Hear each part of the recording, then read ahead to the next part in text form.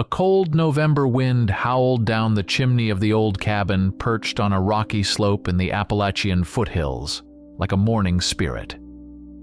Inside, by the hearth where dying embers cast orange flickers on the rough-hewn walls, sat Earl Stone. Old age, an unwelcome guest, had long since settled in his bones, making every movement a reminder of the years lived. His face, etched with wrinkles like a map of endured winters and dangers, was impassive.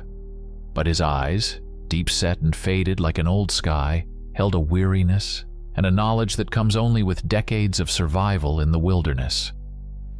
Now he was intently cleaning his trusty musket, Brown Betsy, a long-barreled, reliable weapon that had saved his life more than once. His fingers, gnarled and scarred from old wounds and frostbite, moved slowly but surely, wiping the blackened metal with an oiled rag. Memories surged unbidden, like the fog that often swirled in the valleys below. The hunt for the massive grizzly bear that left an ugly scar on his left forearm. Long nights tracking the elusive lynx whose fur now lay on the floor by his cot. The clash with a wolf driven mad by hunger, whose fangs had nearly sunk into his throat. Yes, he was a hunter, one of the best in these parts. But his best days were behind him.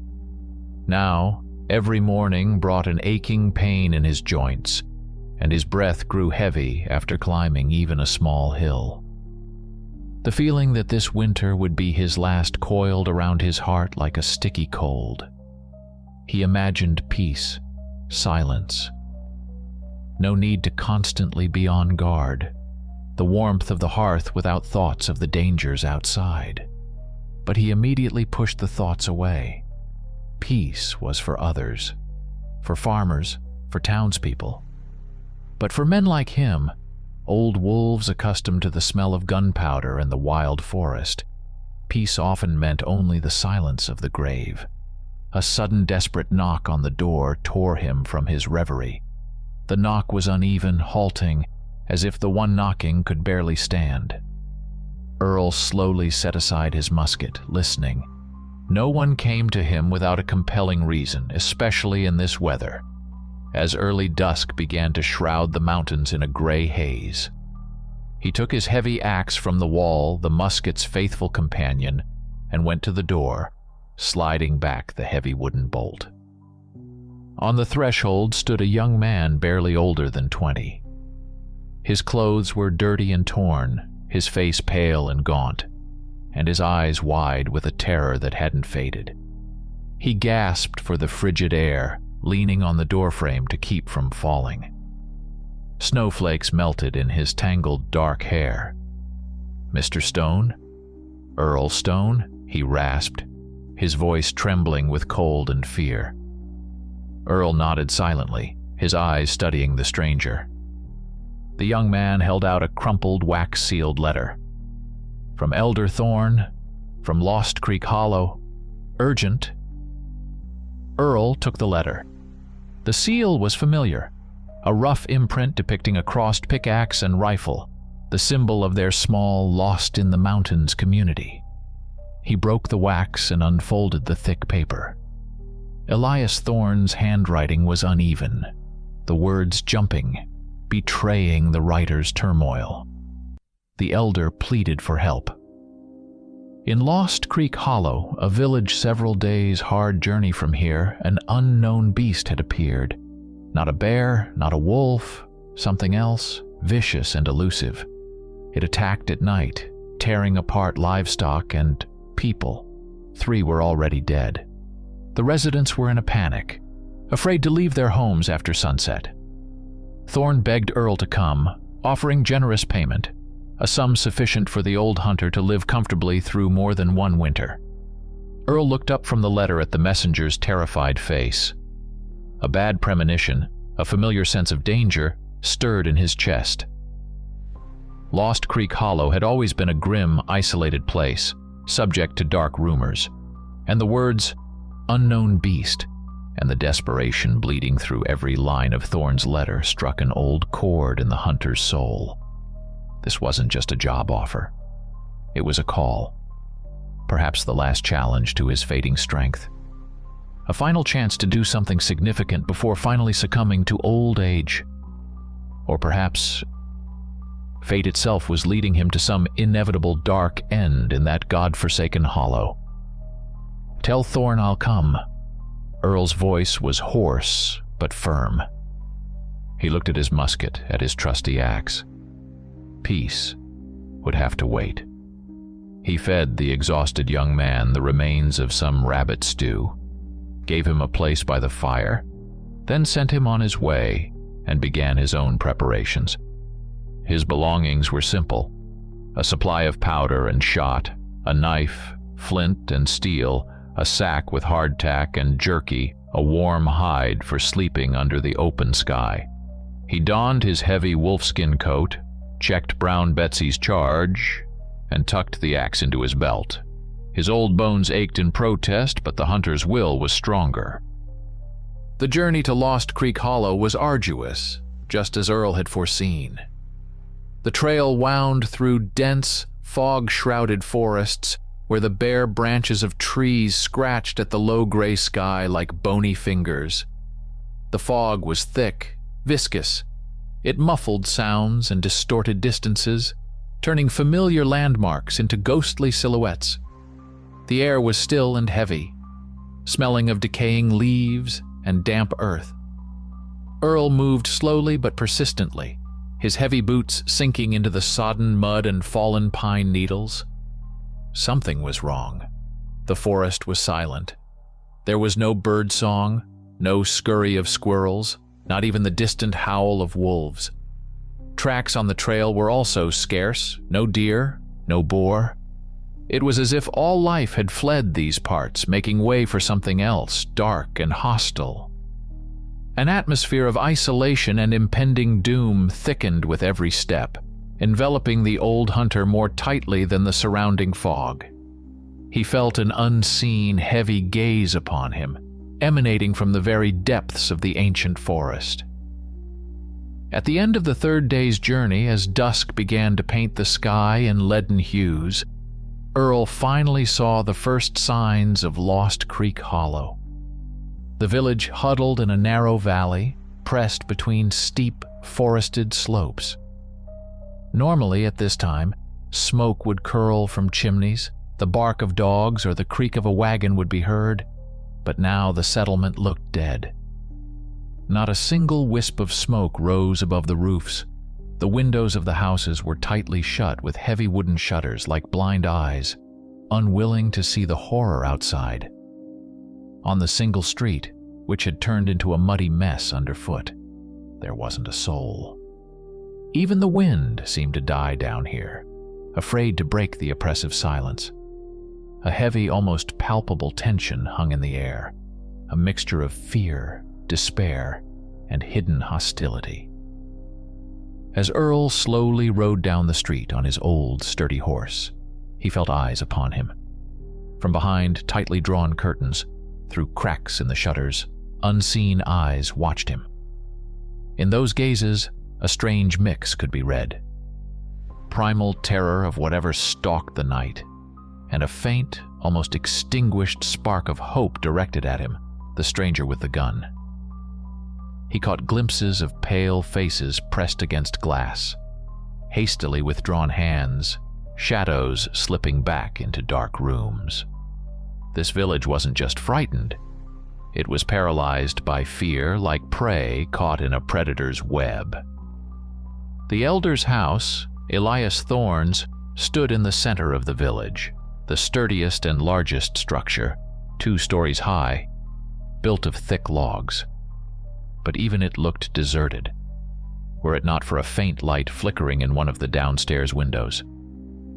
Earl dismounted, tied his horse to a post, and knocked firmly on the door with the heavy brass knocker. A minute passed before shuffling footsteps were heard inside and the creak of the bolt being drawn back. The door opened just enough to reveal the man behind it. Elias Thorne had always been a sturdy, broad-shouldered man with a loud voice and a confident gaze, a true leader of the small community. But the man looking at Earl now was merely a shadow of the former Thorn. His shoulders slumped, his face was ashen. Deep, dark circles lay beneath his eyes. His thick, once reddish hair was now touched with gray and looked dull and unkempt. But most terrifying were his eyes. They were filled with such a deep, draining horror, the likes of which Earl had rarely seen, even in men facing death head-on. "Earl, thank God you've come," Thorn whispered, his voice cracked and low. He opened the door wider, letting the hunter inside, and immediately slid the heavy bolt shut again, as if trying to wall himself off from the world. Inside, the house smelled of stale air and fear. In the main room, a single oil lamp burned, casting long, dancing shadows. On the table sat an unfinished bottle of cheap whiskey and a dirty glass. Thorn motioned for Earl to sit on a rickety chair while he sank down opposite, dropping his head into his hands.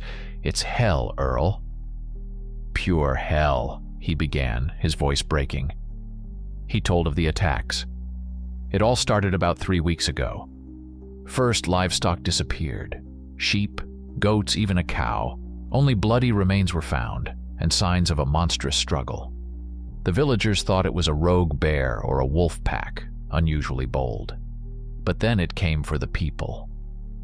The first to die was old Josiah Clegg, who lived on the very edge of the village.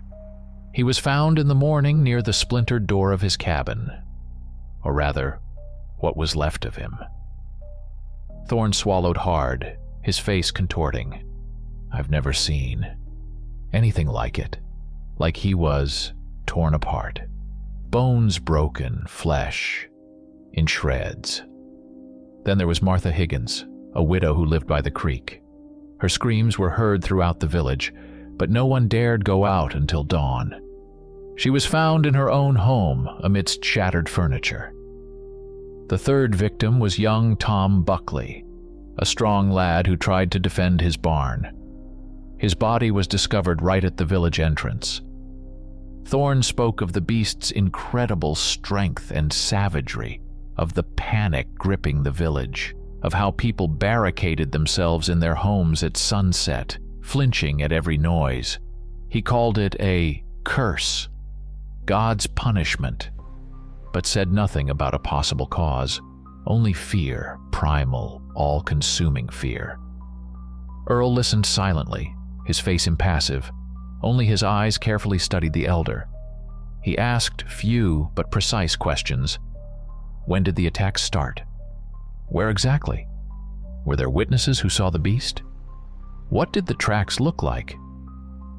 Thorn answered haltingly, sometimes contradicting himself, his gaze darting around the room, avoiding direct eye contact. Earl noticed this secrecy, this clear reluctance to speak of something important. He'd seen it before, in the eyes of people hiding dark secrets. His old hunter's gut told him he wasn't being told everything. Thorn's fear was genuine, but beneath it lay something else, perhaps guilt or knowledge that he was afraid to share. And that something could be the key to unlocking the mystery of the unknown beast terrorizing Lost Creek Hollow. The air in the room felt heavy, not just with fear, but with the weight of things left unsaid. The next morning, as soon as dawn broke and the gray, joyless light seeped through the cracks in the shutters, Earl demanded that Thorn show him the site of the last attack. The elder hesitated, his face growing even paler at the thought of revisiting the gruesome place. But the hunter's determined gaze left him no choice. Accompanied by 2 silent settlers armed with shotguns, whose faces were taut as bowstrings, they left the elder's house into the frigid silence of the village. The air was frosty, the ground underfoot coated with a thin layer of ice. The place where Tom Buckley died was at the very edge of Lost Creek Hollow, near the trail leading into the woods. It was a small clearing in front of a dilapidated barn, now transformed into a nightmarish scene. Even a day later, the faint, nauseating smell of blood still lingered, mixed with the scent of damp earth and fear. The snow that had fallen lightly during the night had dusted the signs of struggle but couldn't hide them completely. The ground was churned up, as if two enraged bulls had fought here. Splintered planks from the barn wall lay about, shreds of Tom's rough homespun clothing, dark dried bloodstains on the ground and on the trunks of nearby trees.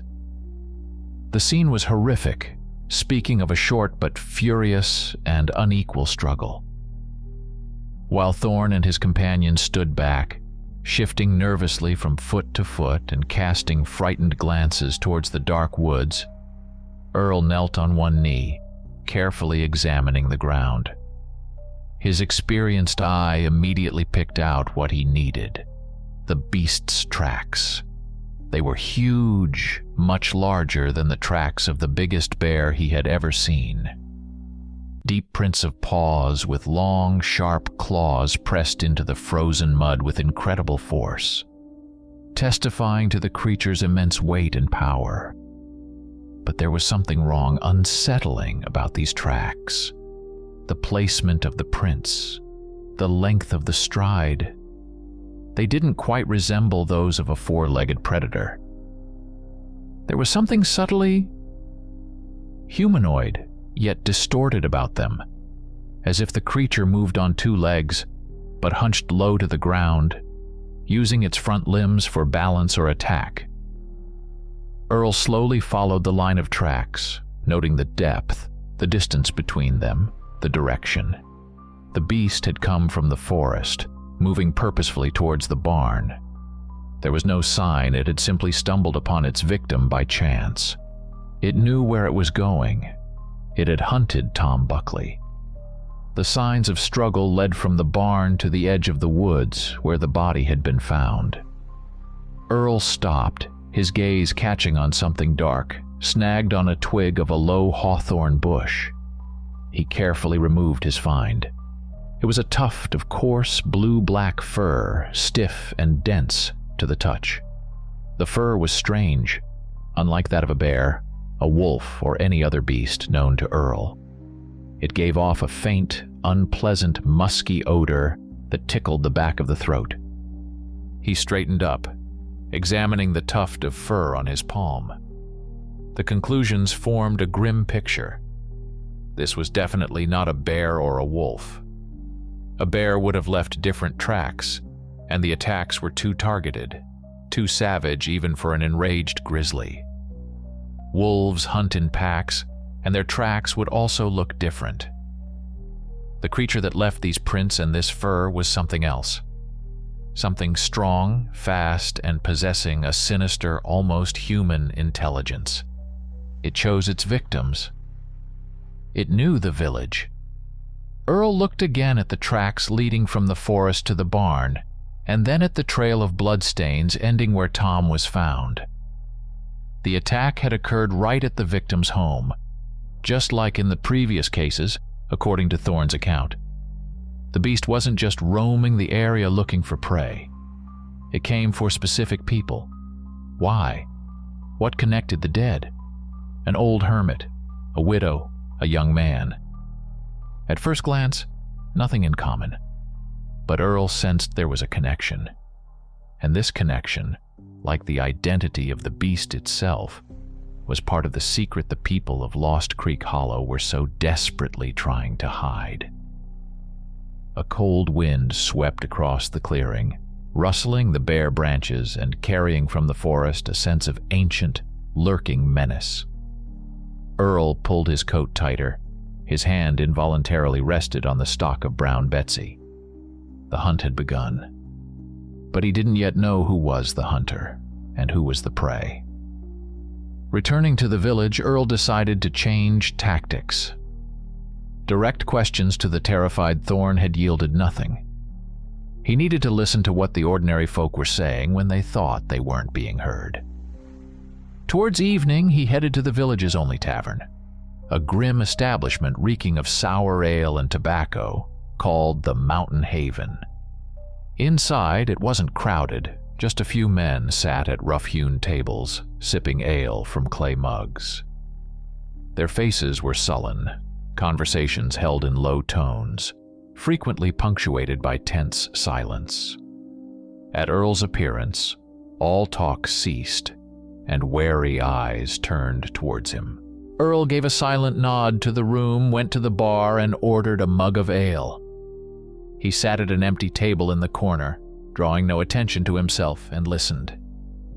The old hunter knew how to be inconspicuous, how to listen not just to words, but to the pauses between them, to catch the hidden meaning in fragments of sentences.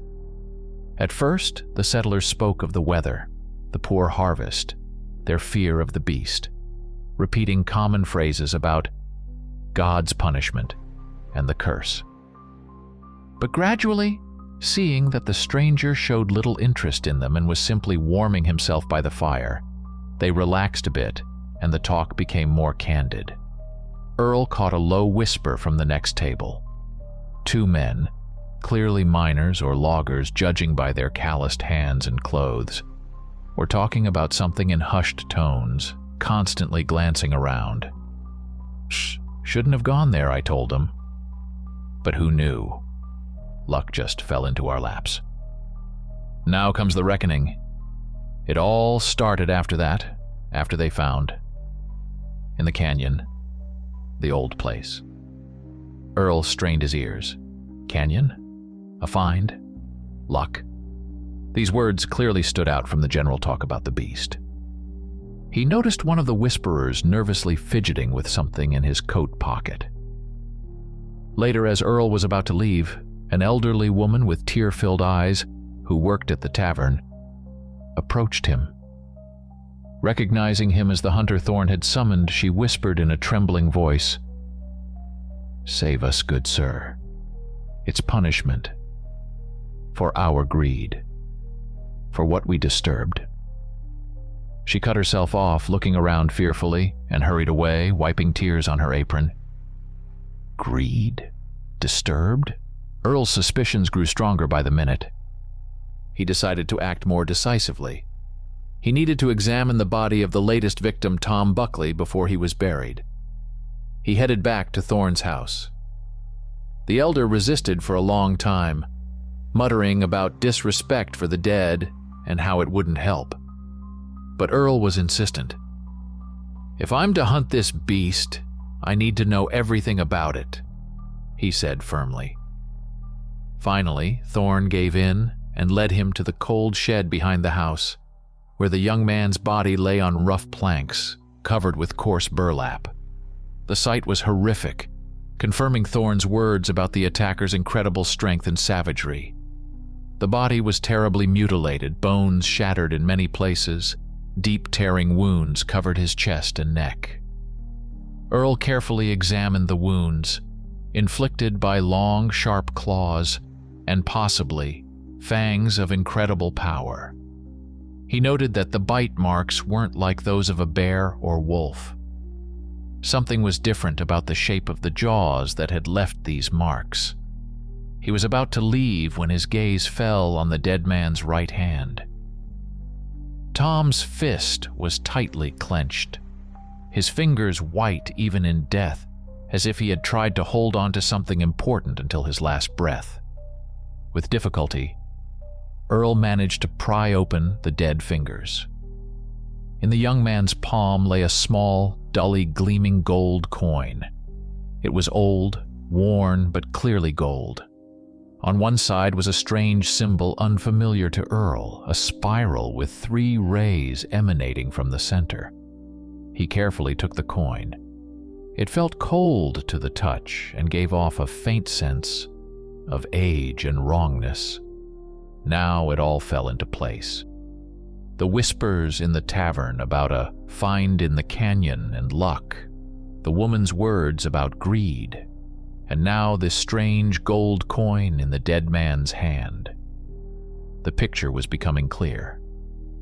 The people of Lost Creek Hollow, or at least some of them, had stumbled upon something valuable, most likely an old burial site with treasure. They had disturbed it, taken the gold, and brought a curse down upon the village in the form of the unknown beast, which was now taking revenge, killing those involved in the desecration. Thorn and the others were hiding the truth, afraid not only of the beast, but also of having to part with their spoils. Earl clenched the coin in his fist. The cold metal seemed to seep into his very bones. He knew what he had to do now.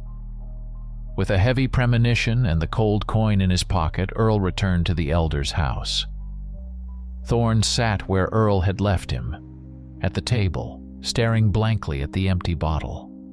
He looked like a man cornered by his own fear and guilt. Earl walked silently to the table and placed the gold coin in front of the elder. The dull gleam of the metal in the lamplight seemed to make Thorn flinch and recoil as if from a hot iron. "What is this, Elias?" Earl's voice was quiet but firm, allowing no argument. "I found it in your boy Tom Buckley's hand, and in the tavern they're whispering about some luck, about a find in the canyon. They say the trouble started right after that. Stop lying. Tell me everything." Thorn stared at the coin, his face twisting in agony. He opened his mouth trying to speak, but only managed a choked gasp.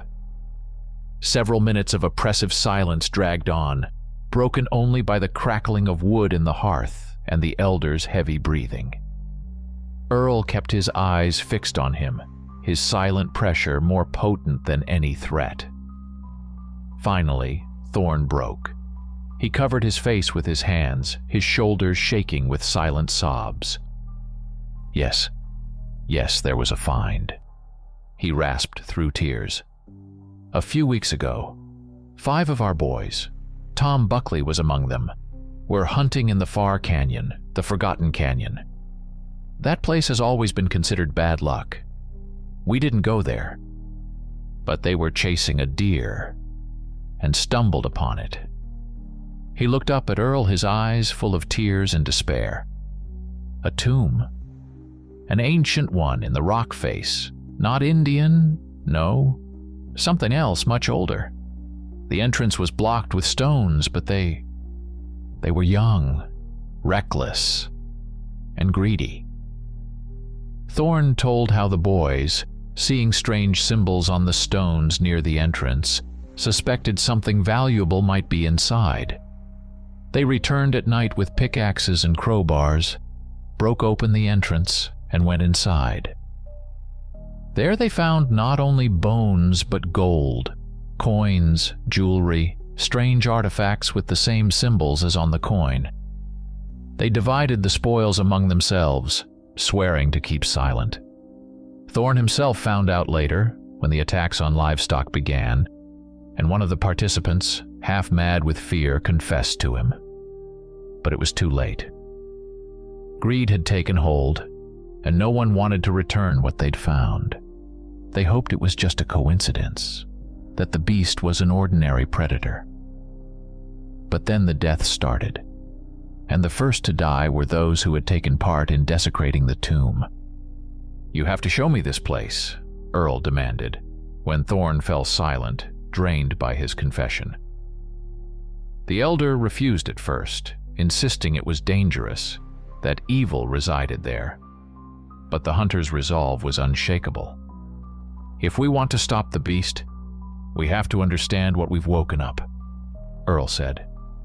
The next morning, under the disapproving and frightened gazes of the few villagers who peeked from their homes, Earl, Thorn, and 3 other men, including one of those who had participated in opening the tomb, his face was ashen with fear, set out for the Forgotten Canyon. The journey was long and difficult. The canyon lived up to its name, narrow, dark, with overhanging cliffs covered in stunted bushes and moss. The air here was heavy, stagnant, smelling of dampness and decay. Sunlight barely penetrated the bottom of the gorge, and gloom reigned even during the day. Their guide led them along a barely visible path, constantly looking back and flinching at every snap of a twig. At last, they reached their destination, In one of the rock walls, hidden by thick tangles of wild ivy, a roughly made breach was visible. In front of it lay fragments of stone with faded, strange symbols, the same as on the coin. The place itself radiated an aura of antiquity and desecrated peace. Earl lit a lantern and stepped inside. The tomb turned out to be a small, clearly man-made cave. The walls were covered in dust and cobwebs. Along the walls were empty stone niches, where remains had likely once rested. The floor was littered with bone fragments and shards of ancient pottery. Signs of recent barbaric looting were evident. Stone slabs moved aside, the earth dug up. In the center stood a small stone pedestal, perhaps an altar, also showing signs of being forced open. The air inside was icy, oppressive, despite the relative warmth outside. Earl shone his lantern on the walls, and there he saw them, the same spiral runes with 3 rays carved into the stone. They seemed to pulse in the lantern's uneven light, exuding malice and threat. He ran his fingers over the cold stone, and an unpleasant chill ran down his spine. Something terrible had happened here. The peace of this place had been brutally violated, and now the disturbed ancient power craved vengeance. Earl felt its presence, something ancient, powerful, and enraged, unseen, but palpable in every fiber of his being. He realized the beast wasn't just a predator. It was a guardian, or an embodiment of the curse, unleashed by the tomb's desecration. Earl emerged from the desecrated tomb, his face darker than the clouds gathering over the forgotten canyon. The cold, oppressive air of the burial chamber seemed to follow at his heels. He no longer doubted. The coin, the whispers in the tavern, Thorn's confession, and the oppressive atmosphere of this place. It all formed a single, terrible picture. He returned to Lost Creek Hollow with a heavy heart but firm conviction. Thorn and the others trailed behind, subdued and silent. Upon returning, Earl demanded that Thorn immediately gather all the villagers. The elder, broken and terrified, obeyed without a word. He struck the old church bell hanging in the small belfry near the chapel. The alarming, clanging sound echoed through the frozen valley. Drawing people out of their homes turned shelters. They gathered in the small square in front of the elder's house. Men, women, the old, the young. Their faces were pale, worn down by fear and sleepless nights, mistrust and despair in their eyes. They looked at Earl, the outsider, their last hope, waiting to hear news about the hunt for the beast. Earl stood on the low porch of Thorn's house, surveying the crowd with a heavy gaze. He didn't beat around the bush. His voice, though not loud, carried in the tense silence, each word landing like a stone. "The beast that's killing you is not just an animal," he began. "It's vengeance. Vengeance for what was done several weeks ago in the Forgotten Canyon."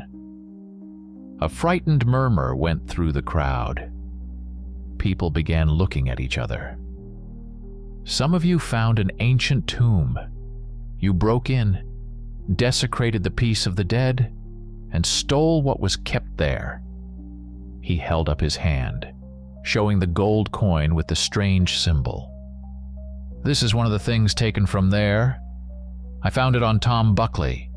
These same symbols," he pointed to the coin, then swept his gaze over the crowd, "are carved on the tombstones. The beast is the guardian of that place, or a spirit awakened by your greed. It hunts those who took the treasure, those involved in the desecration, and it won't stop until every last stolen item is returned to its place."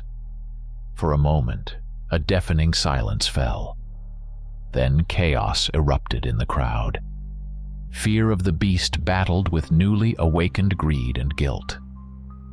Those who had no part in the looting, and they were the majority, turned on the guilty with accusations and curses, demanding they immediately return the cursed gold before it doomed them all. "Return it! Return it all!" screamed a woman, pointing a finger at a group of men standing with guilty, frightened expressions. "Because of you, we'll all die," echoed an old man, shaking his fist. But those who had participated in looting the tomb, and there turned out to be more than the 5 boys Thorne mentioned. Apparently, they had shared some spoils or let slip the secret, weren't about to easily part with their newfound wealth.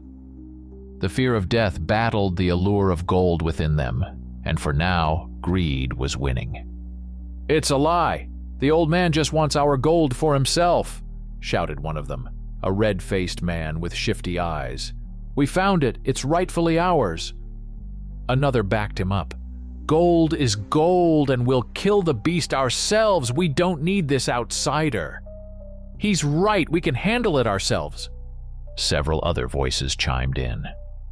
A furious argument broke out. Accusations, threats, and justifications mixed into a deafening roar. The village, already torn apart by fear, was now split in 2. On one side were those who believed Earl and wanted to return the treasure to appease the angered power. On the other, those clinging to the gold, denying the connection between it and the attacks, or hoping to somehow cheat fate and the beast. Earl watched this ugly scene with a heavy heart. He'd seen it before. How greed blinds people, making them forget danger, common sense, the lives of others. He realized he couldn't convince them to return the gold with words alone. Gold fever, even mixed with blood and fear, proved stronger than the instinct for self-preservation. The rift in the village was clear, and this division made them all even more vulnerable to the unknown threat. The curse of the Forgotten Canyon fed not only on the disturbed peace of the ancient tomb, but also on the human avarice that had fractured the small community. The old hunter knew he would now have to act almost alone, relying only on his experience, his trusty musket, and the few who still retained their reason in the face of the encroaching horror. Looking at the crowd, maddened by argument and fear, Earl Stone understood the futility of his attempts to appeal to reason. Greed had sunk its roots too deep into the hearts of some of Lost Creek Hollow's residents, and not even the mortal threat could make them relinquish the cursed gold. Convincing them to return the treasure to the tomb was impossible now. The old hunter realized with bitterness that he would have to act differently. Perhaps alone, or perhaps relying on the support of the few who believed him. Mostly the elderly and women whose husbands or sons had already fallen victim to the beast, or those who hadn't been involved in the looting initially. He stepped away from the heated crowd, leaving them to their fruitless arguments, and began preparing for the inevitable confrontation. He knew the beast would come again, perhaps this very night. He needed to meet it fully prepared. Earl meticulously checked Brown Betsy, reprimed the pan with fresh powder, made sure the flint was secure. He cast several balls, adding a little silver from an old buckle to the molten lead. Rumors circulated among the mountain folk that ordinary lead was powerless against unholy creatures, but silver could wound what was impervious to common metal. It was more a nod to superstition than firm belief, but in his position any chance was worth taking. He also sharpened his heavy axe to a razor's edge. In close combat, it might prove more useful than the musket. Then he left the village and began scouting the surroundings, considering the best place for an ambush or where the beast might appear next. His gaze fell upon a sinister silhouette looming on the canyon's edge, on the slope opposite the village. It was an old, half-ruined tower made of dark, almost black stone. The locals avoided it, considering it a cursed place. It was said to have been built long before the first settlers arrived, and no one knew its true purpose. The tower looked ancient and alien in this landscape, and most disturbingly, Looking closely, Earl discerned on its weathered walls the very same spiral runes with 3 rays that he had seen in the tomb and on the gold coin. It couldn't be a coincidence. The tower was somehow connected to the tomb and the curse. The old hunter's intuition told him this place played a key role in what was happening. Night fell swiftly on Lost Creek Hollow like a black shroud. The tension reached its peak. The villagers locked themselves in their homes, barricading doors and windows, clutching rifles and axes. The silence was oppressive, broken only by the wind howling in chimneys and the frightened cry of a child from one of the houses. Earl didn't sleep.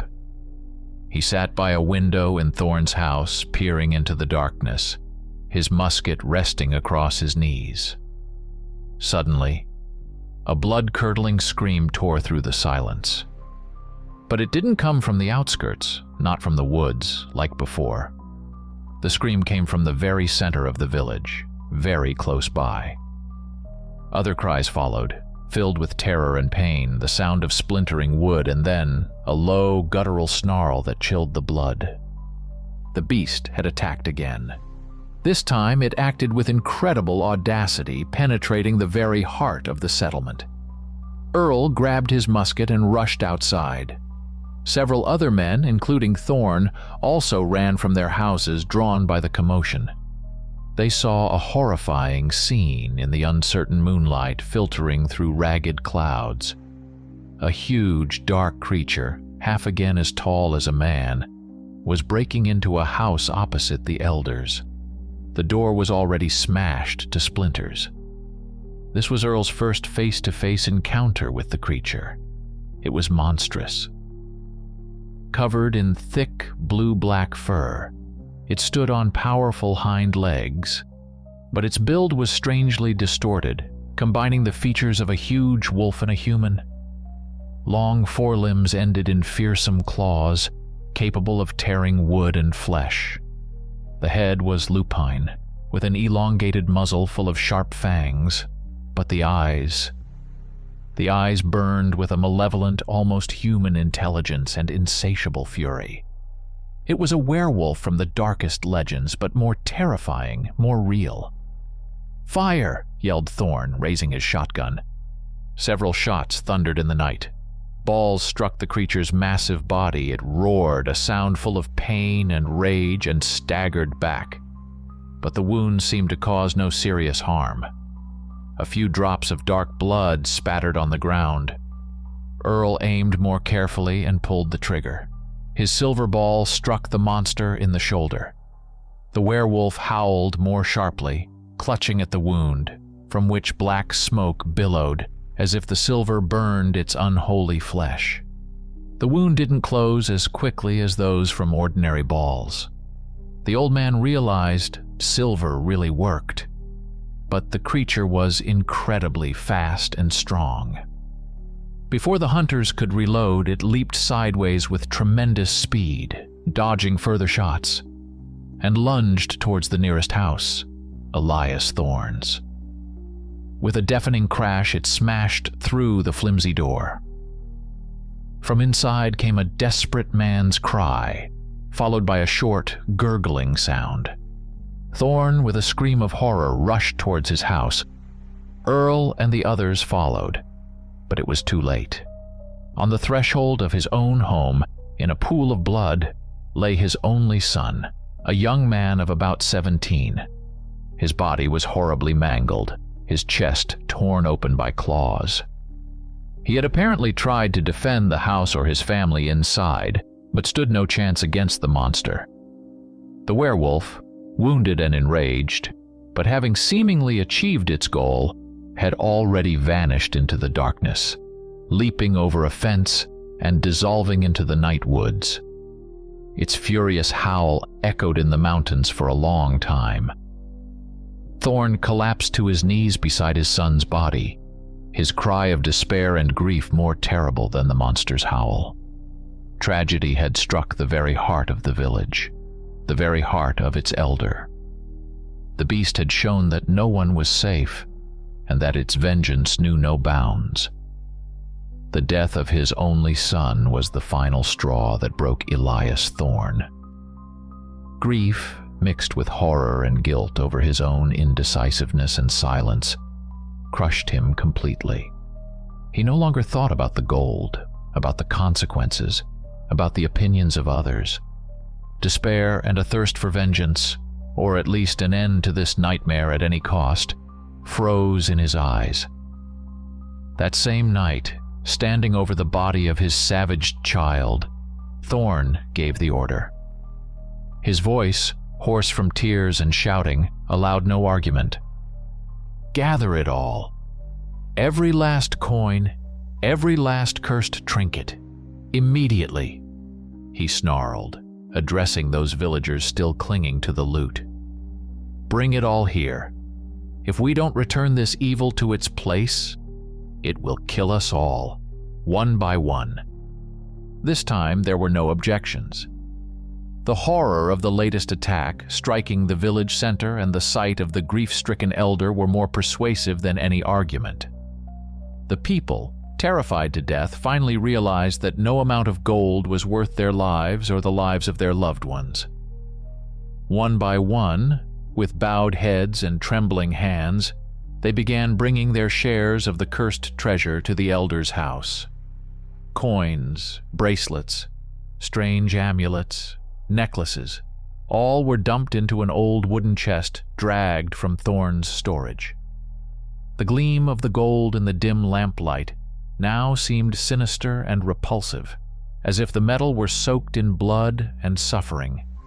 The chest quickly filled, its weight not just physical but moral.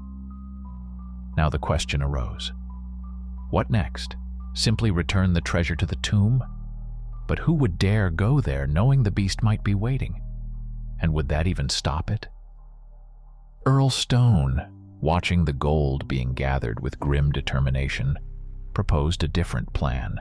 "We won't carry the gold back to the tomb," he said firmly. "We'll make the beast come for it, and we'll meet it where we have the advantage." His gaze turned to the dark silhouette of the tower on the canyon slope, barely visible in the night. "We'll set an ambush in the old tower." The idea stirred murmurs of fear. The tower was considered cursed, avoided even by day. But Earl quickly laid out his reasoning, his words carrying the cold logic of a hunter. "First, tactics," he explained. "The tower is stone. The walls are strong. Few entrances from what I saw, probably one main one. This will let us control the approaches and concentrate our fire. Inside, there's likely a large hall where we can place the bait and take up good positions. Second, the village's safety. The tower is far enough away.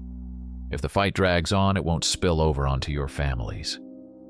Third," Earl's voice grew quieter, more thoughtful. "This place is connected to the curse. The runes on the walls are the same as in the tomb. I feel the beast will come there for its treasure. Perhaps it's its lair, or a place of power."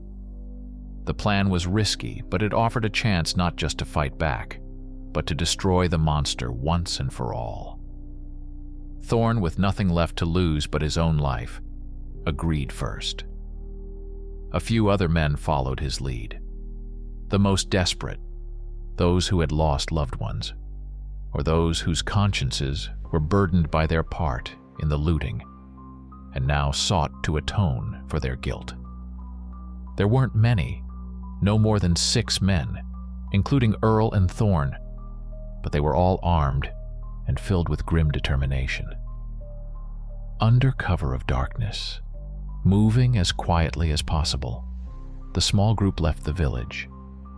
2 carried the heavy chest of gold. The others walked alongside, clutching muskets and axes, peering into the darkness and listening for every sound. The path to the tower wasn't long, but it was arduous. The trail climbed steeply up the slope, littered with sharp rocks and tree roots. The air grew colder, the silence more oppressive. The tower rose before them out of the darkness, black silent and ominous, like a sentinel at the threshold of another world. Its dark stones seemed to absorb the moonlight, and the runes carved on them flickered with an unholy light in the hunter's imagination. They approached the only entrance, a low, arched opening without a door, leading into impenetrable darkness. The tower's interior proved even more eerie than could be imagined from outside. The air was stale, smelling of dust, mold, and something else. A faint, barely perceptible scent of old blood and inexplicable cold. The vaulted ceiling was lost in the gloom above, and the only light sources, Earl's lantern and a few torches the men hastily lit, snatched only a small area of the central hall from the darkness. The hall was circular, with a floor of smooth stone slabs, cracked in places and covered with a layer of dirt and debris. And here, everywhere on the walls, were the same spiral runes with 3 rays, just like in the tomb. In the torchlight, they seemed to come alive, their curves resembling writhing serpents, and the shadows cast by the uneven flames danced on the stone, creating an illusion of movement. The men exchanged nervous glances, their breath pluming white in the cold air. "Put the chest here in the center," Earl commanded, trying to keep his voice steady. "It'll be the bait." The heavy chest of cursed gold landed on the stone floor with a dull thud. Its dark wood and tarnished metal clasps looked sinister in the circle of light. "Now, take positions," Earl continued. "Stay near the walls. Use the pillars and ledges for cover. Don't fire until I give the signal, and aim true. Remember the silver. Those with silver balls, save them for a sure shot." The men spread out through the hall, choosing spots for the ambush. They checked their muskets, gripping them with hands cold from fear and the chill air. Hearts pounded so loudly it seemed the sound echoed throughout the hall, drawing the attention of the thing they awaited. Thorn stood beside Earl near the entrance, his face a mask of grief and fury, clutching his shotgun. The wait began. Long, agonizing, drawn out like pitch. The silence in the tower was near absolute, broken only by the crackle of torches, a nervous cough from one of the men, and the howl of the wind outside that seeped through arrow slits and breaches in the walls, making the torch flames flicker and distort the shadows. Every rustle, every scrape of stone made the men flinch and grip their weapons tighter. The moon crawled slowly across the sky, its pale light beginning to filter through the high, narrow window slits, painting strange patterns of light and shadow on the floor. And then they heard it. At first, a barely discernible sound, the scrape of claws on stone outside. Then heavy, confident footsteps. The creature wasn't sneaking, wasn't trying to approach unseen. It walked openly, like a master returning to his domain. The tension in the hall became unbearable. A silhouette appeared in the archway. Huge, dark, it almost completely filled the entrance. Moonlight fell upon it, and the men gasped in horror. The werewolf stood before them in all its monstrous power. It was even larger than it had seemed to Earl the night before. Thick, blue-black fur covered its massive body, muscles rippled beneath it with every movement. Long, clawed paws scraped the stone, leaving grooves. Its lupine muzzle was twisted in a snarl of rage. Saliva dripped from its jaws, bearing rows of razor-sharp fangs. But the most terrifying thing was its eyes. They burned in the darkness with a red, inhuman fire, full of malice, hatred, and an ancient, dark power. The mix of wolf and human features, distorted by primal fury, made its appearance a nightmarish spawn of the dark. For a moment the creature stood motionless, nostrils flaring as it scented the air, its gaze fixed on the chest in the center of the hall. Then it emitted a low, guttural growl and stepped inside. "Fire!" Earl's shout was drowned out by the roar of gunfire. Muskets and shotguns barked simultaneously, filling the enclosed space of the tower with a deafening roar and the smell of gunpowder. Balls tore into the monster's body. It roared in pain and fury, staggering back but not falling. Blood sprayed from several wounds, but they seemed only to enrage it further. The silver balls, fired by Earl and one other man, left smoking burns, making the creature howl with particular sharpness, but they didn't stop it. With incredible inhuman speed, the werewolf lunged into attack. It moved not like an animal but like a skilled, merciless fighter, using its mass, claws, and fangs with horrifying efficiency. Its first blow sent one of the men crashing against the wall with such force that the crunch of bone was audible. It seized another with its clawed paws and simply tore him apart before he could reload his rifle. Blood slicked the stone floor. A desperate, chaotic struggle ensued. Men fired, reloaded with shaking hands, tried to dodge the monster's deadly attacks. The crash of gunfire, the beast's roars, the screams of the wounded and dying merged into a hellish cacophony. Torches fell, illuminating the scene of carnage in flashes of dying light. Earl fired Brown Betsy, then tossed it aside and drew his axe, parrying a clawed swipe aimed at his throat. Thorne fired his shotgun almost point blank, his face contorted with hatred. But the beast seemed invulnerable.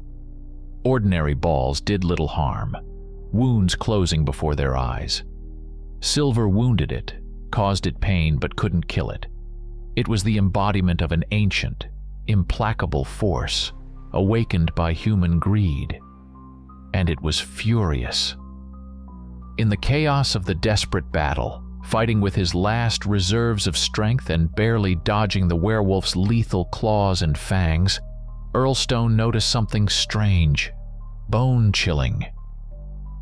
The beast wasn't finishing off all the wounded. It inflicted terrible, crippling blows, robbing men of their ability to resist, breaking bones, tearing muscles, but often leaving them alive, writhing in agony on the cold stone floor. And then, with horrifying purpose, it began dragging the mangled, moaning bodies, one by one towards the center of the hall, closer to the cursed chest of gold. As if gathering a gruesome harvest, Earl tried to understand the meaning of these actions, but there was no time to think. The werewolf attacked him again. The old hunter managed to strike the outstretched clawed paw with his axe, but the creature, roaring in pain, struck with its other paw with such force that the axe flew from Earl's hands, and he himself was thrown against the wall. Before he could get up, the monster was upon him. Claws sharp as daggers tore open his left arm from shoulder to elbow.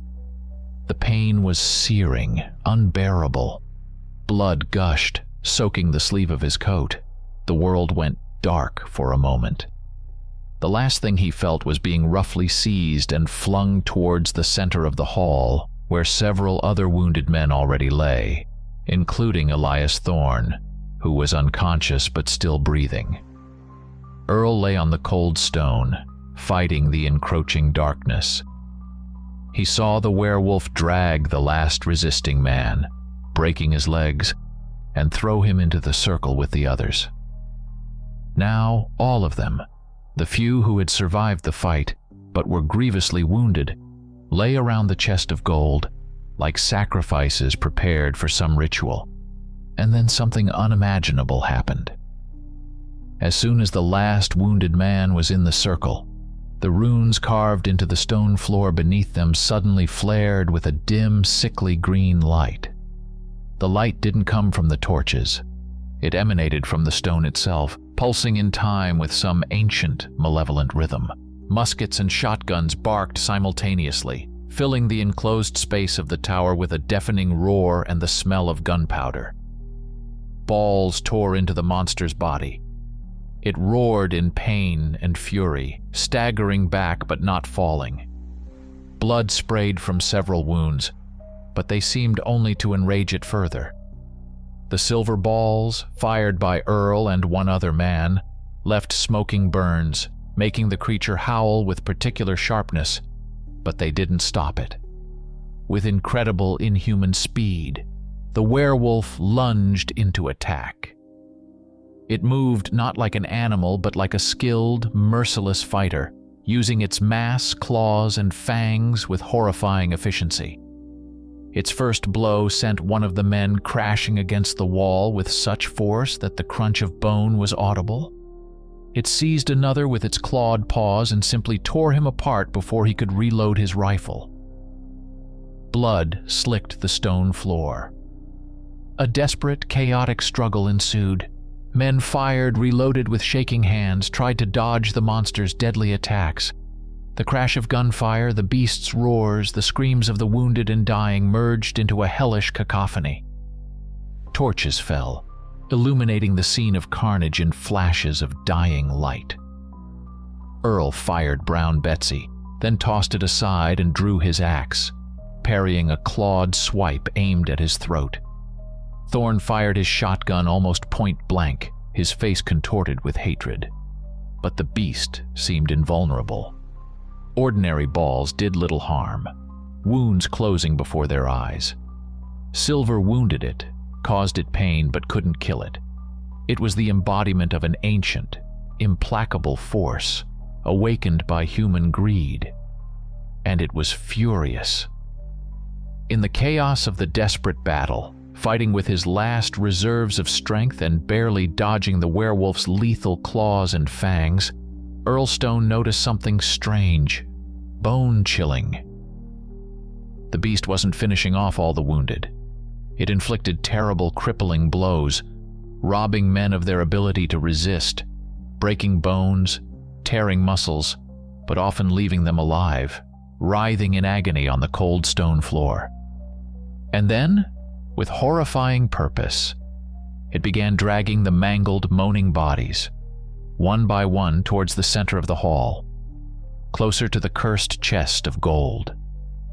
As if gathering a gruesome harvest, Earl tried to understand the meaning of these actions, but there was no time to think. The werewolf attacked him again.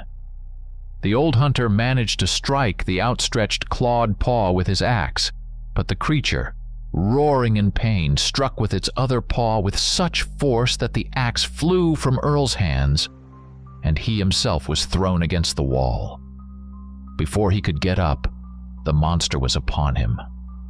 Claws sharp as daggers tore open his left arm from shoulder to elbow. The pain was searing, unbearable. Blood gushed, soaking the sleeve of his coat. The world went dark for a moment. The last thing he felt was being roughly seized and flung towards the center of the hall, where several other wounded men already lay, including Elias Thorne, who was unconscious but still breathing. Earl lay on the cold stone, fighting the encroaching darkness. He saw the werewolf drag the last resisting man, breaking his legs, and throw him into the circle with the others. Now, all of them, the few who had survived the fight but were grievously wounded, lay around the chest of gold like sacrifices prepared for some ritual. And then something unimaginable happened. As soon as the last wounded man was in the circle, the runes carved into the stone floor beneath them suddenly flared with a dim, sickly green light. The light didn't come from the torches. It emanated from the stone itself, pulsing in time with some ancient, malevolent rhythm. The air in the tower instantly thickened, making it hard to breathe, as if filled with an invisible, crushing energy. The smell of mold and blood mingled with the sharp, ozone-like scent of witchcraft. At that moment, as the green glow of the runes intensified and the agony of his wound heightened all his senses to their limit, Earl saw them. Along the tower walls, in the shadows untouched by the rune's light, ghostly, translucent figures darted. They were barely visible like wisps of fog or smoke, but their outlines suggested human forms, distorted by agony and despair. These were shades, spirits trapped in this cursed place. The spirits of the curse's previous victims, those who had also once tried to fight the Guardian or had been brought here. Their silent screams seemed to echo in Earl's mind. And then an unbearable, bone-shattering pain shot through Earl's body and those of the other wounded men lying in the glowing circle. It was a pain unlike anything he had ever experienced. He felt his bones break with sickening cracks, only to immediately knit back together wrongly, unnaturally, distorted. His body twisted, muscles tearing and transforming. Coarse dark fur began to sprout through his skin, covering his arms, chest, face. His features contorted, stretching into a bestial muzzle. His scream of pain turned into a snarl. Through the haze of agony and encroaching madness, in the final moments of his fading human consciousness, a terrible final realization dawned on Earl. The tower wasn't a fortress, not a lair in the usual sense. It was an altar of transformation. The beast hadn't killed them all, it had gathered them. It wounded them severely enough to break their will, but left them alive. It brought them here, to the gold, which served as a catalyst, the key to activating the ancient magic of this place. The curse of the Forgotten Canyon wasn't just death by the monster's claws. It was something far worse, eternal servitude. An eternal existence as a monstrous, maddened guardian, doomed to guard the cursed place and replenish the ranks of its own kind. They had brought the gold themselves. They had come to the altar of transformation themselves. They were the next werewolves, the next guardians of the Forgotten Canyon. He saw the spirits flitting within the tower. They were their predecessors, trapped here forever. Earl Stone's last human scream, full of horror and the comprehension of his inescapable fate, was lost in the hoarse, bestial howl that tore from his distorted throat. This howl joined the triumphant roar of the first werewolf, standing over them now like a priest over his congregation. Outside, over the canyon plunged into darkness and silence. Over the village of Lost Creek Hollow, frozen in terror, a horrific chorus of bestial voices arose, the howl of new guardians joining their predecessor. The curse had found new servants. The cycle continued, and no one would ever know the fate that befell old Hunter Earl Stone and those who followed him into the cursed tower. They had simply vanished, becoming part of the eternal nightmare of the Forgotten Canyon.